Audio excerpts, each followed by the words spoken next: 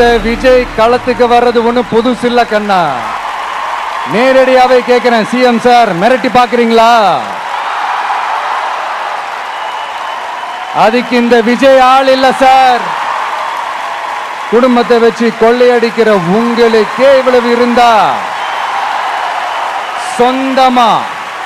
சொந்தமா உழைச்சி சம்பாதிச்ச எனக்கு எவ்வளவு இருக்கும்? நாம ஒண்ணு இங்க தனியால் இல்லைங்க சார். ஒரே ஒரு டவுட், இது வெறும் சும்மா கூட்டம், ஓட்டு போட மாட்டாங்கன்னு சொல்றாங்க. அப்படியா? இது என்ன சும்மா கூட்டமா? விஜய் உங்க விஜய்